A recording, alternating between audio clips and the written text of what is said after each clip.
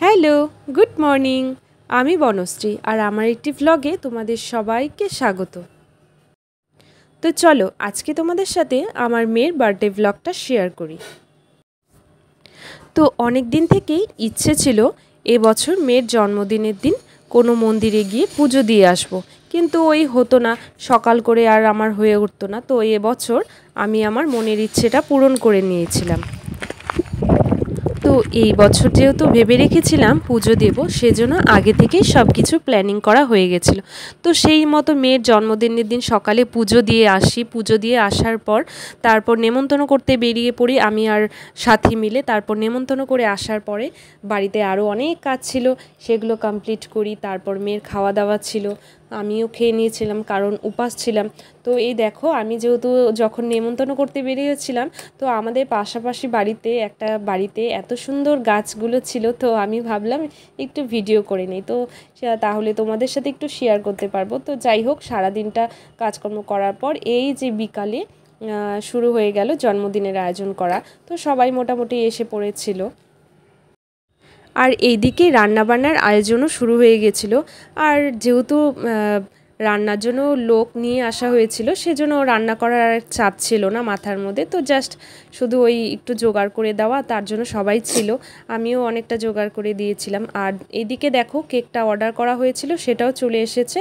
তো আমি এগুলো কিছুই জানি না, কে হয়তো সাথেই ডিজাইনটা দিয়েছিল, তো ওর কোথায় হয়তো অর্ডার দিয়েছিল, নিয়ে এসছে, আমি এগুলো কিছুই জানি না, শুধু এনে ফ্রিজের মধ্যে রেখেছিল, অতটুকুই দেখেছি। আর এই দেখো, আমি এদিকে রেডি হয়ে গেছি, মেয়েকেও রেডি করে নিয়েছি, মোটামুটি সবাই চলে এসেছে।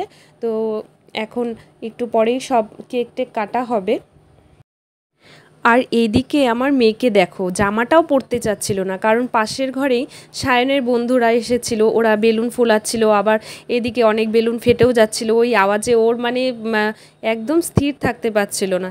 তো যাই হোক, এই দেখো এদিকে একদম সবাই চলে এসেছে, আর এখন কেক কাটাও হবে। তো এই যে